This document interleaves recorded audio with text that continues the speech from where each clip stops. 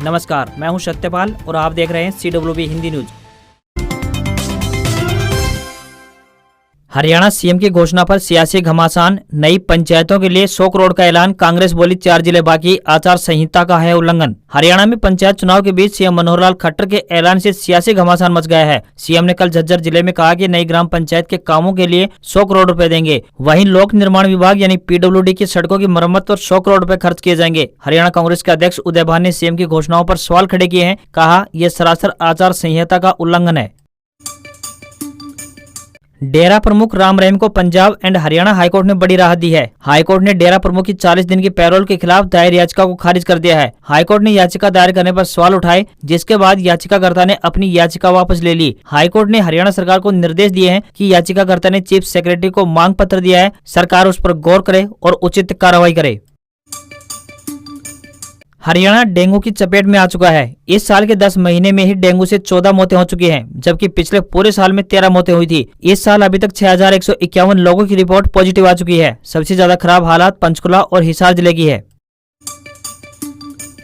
हरियाणा की हवा अब धीरे धीरे सुधरने लगी है। इस सीजन में पहली बार है कि अंबाला और यमुनानगर जिले का एयर क्वालिटी इंडेक्स यानी AQI 100 के नीचे पहुंच गया है। हालांकि फतेहाबाद और हिसार जिले अभी भी रेड जोन में बने हुए हैं। यहाँ का AQI 300 के ऊपर रिकॉर्ड किया गया है। विशेषज्ञों के अनुसार राज्य के लिए अच्छे संकेत हैं। इनमें चरखी दादरी 176, करनाल 150, मानेसर 145, नारनौल 116 और रोहतक 167 की वायु गुणवत्ता में सुधार हुआ है।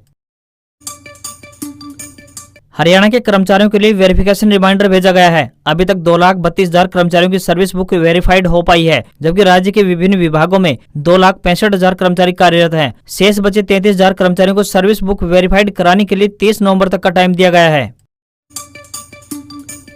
गुजरात विधानसभा चुनाव के चलते AIMIM चीफ असदुद्दीन ओवैसी राज्य के दौरे पर हैं। रविवार को सूरत के रुद्रपुरा खाड़ी इलाके में जब चुनावी सभा को संबोधित कर रहे थे, तभी वहां मौजूद कुछ मुस्लिम युवकों ने उनका विरोध किया, साथ ही उन्हें काले झंडे दिखाए। इसके अलावा मोदी मोदी के नारे भी लगाए गए। गुजरात चुनाव को लेकर जहाँ बीजेपी, कांग्रेस और आम आदमी पार्टी जी जान से जुटी हुई है, वहीं AIMIM भी पूरी ताकत झोंके हुए है। AIMIM चीफ असदुद्दीन ओवैसी भी गुजरात में चुनाव को लेकर सक्रिय है और ताबड़तोड़ रैलियां कर रहे हैं। उनका पूरा फोकस अल्पसंख्यक वोटों की ओर है। गुजरात विधानसभा चुनाव के लिए 2 फेज में वोट डाले जाएंगे। 1 दिसंबर को 89 सीटों पर तो वहीं 5 दिसंबर को 93 सीटों पर वोटिंग होगी।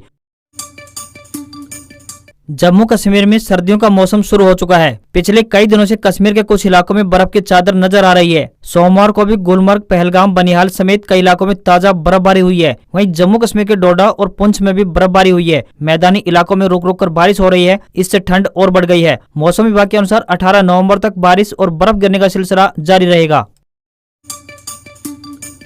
रेलवे पुल पर एक धमाका, जिसने रविवार को पूरे राजस्थान को हिलाकर रख दिया। क्या यह एक आतंकी घटना है या फिर किसी की शरारत? आखिर इसके पीछे मकसद क्या है? फिलहाल NIA, स्टेट ATS समेत तमाम एजेंसियां इसकी जांच में जुटी हुई हैं। सोमवार को नेशनल सिक्योरिटी गार्ड्स यानी NSG और इंटेलिजेंस ब्यूरो यानी IB की टीमें भी मौके पर पहुंची और इन्वेस्टिगेशन शुरू की। वहीं ट्रैक को रेलवे की ओर से फिट घोषित कर दिया गया है। अब ट्रेनों का संचालन शुरू हो चुका है।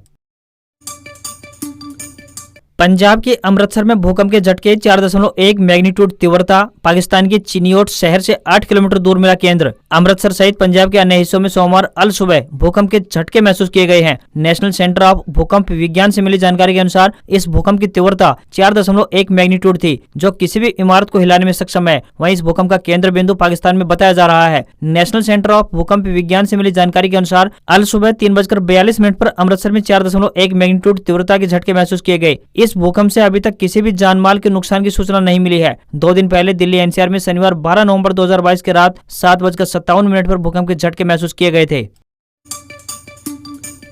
इंडोनेशिया की बाली में मंगलवार से G20 की बैठक होने वाली है। प्रधानमंत्री नरेंद्र मोदी समिट में शामिल होने बाली रवाना हो गए हैं। 45 घंटे के दौरे में मोदी 20 कार्यक्रमों में हिस्सा लेंगे। इस दौरान वो 10 से ज्यादा नेताओं से मुलाकात करेंगे। इसके पहले अमेरिका के राष्ट्रपति जो बाइडेन और चीन के राष्ट्रपति शी जिनपिंग बाली पहुंच चुके हैं। दोनों के बीच अहम मीटिंग हुई है। न्यूयॉर्क टाइम्स के मुताबिक मीटिंग से पहले बाइडेन ने चीनी राष्ट्रपति से हाथ मिलाया और कहा, आपको देखकर बहुत खुशी हुई। इसके बाद दोनों नेता मीटिंग रूम में चले गए। मीटिंग के दौरान जिनपिंग ने बाइडेन से कहा कि फिलहाल अमेरिका और चीन के जो रिश्ते हैं वो दुनिया के हित में नहीं है, हमको आपसी रिश्ते सुधारने होंगे। बाइडेन ने कहा कि दुनिया में कई मुद्दे ऐसे हैं जहां अमेरिका और चीन को सहयोग करना होगा। इसके लिए पहले हर स्तर पर बातचीत शुरू करनी होगी। आज खबरों में बस इतना ही। देखते रहिए CWB हिंदी न्यूज। नमस्कार।